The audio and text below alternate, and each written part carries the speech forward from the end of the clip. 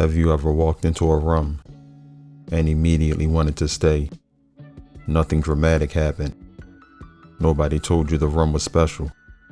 It just felt good to be there. I've always wondered what creates that feeling, because it isn't necessarily money. I've been in expensive spaces that felt like nobody was supposed to touch anything. Beautiful furniture, perfect lighting, everything exactly where it belonged. And somehow, you still wanted to leave. Then you walk into somebody's grandmother's house, and the couch is 20 years old.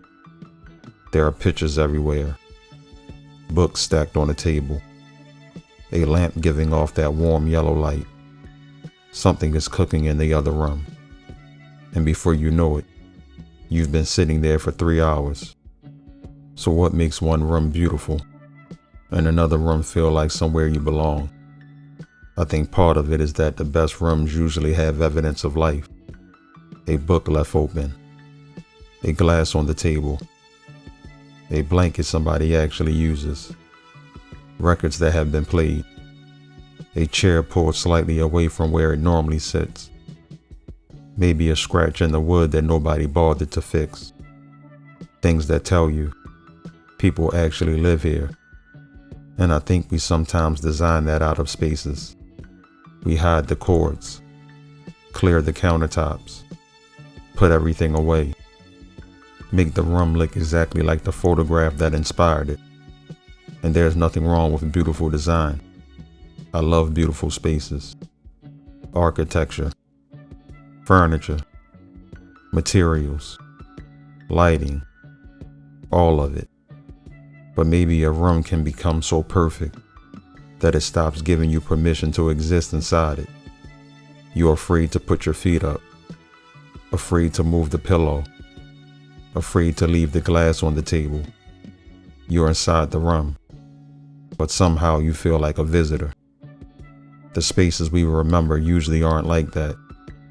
Think about the house you grew up in, your grandparents' kitchen, a friend's basement where everybody used to hang out, the neighborhood barbershop, that little restaurant where nobody cared how long you stayed after dinner.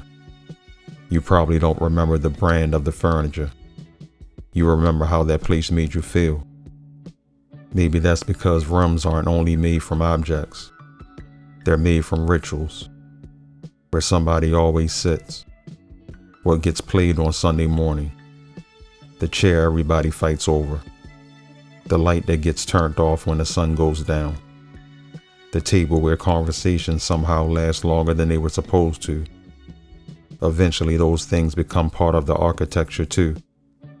Not physically, emotionally. And maybe that's what warmth actually is. Not a design style, not a paint color, not how much the furniture costs.